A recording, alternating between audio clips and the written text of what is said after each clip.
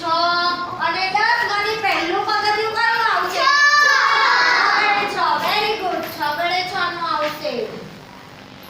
6 ગડે 6 ની નીચે પણ લીટી દોરી દો અને 6 ગડે 6 લખી દો. લખ્યું. હવે 9 અને 10 માંથી કયું આવશે? 9. શું 10?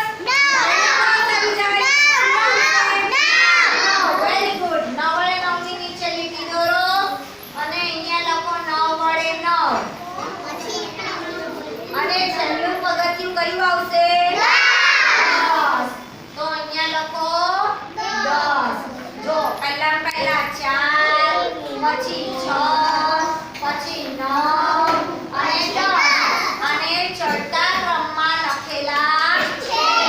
ચડતા ક્રમમાં ગોઠવો તો સૌથી પહેલા પહેલું પગથિયું જે આવે તે લખવાનું, પછી એની પછી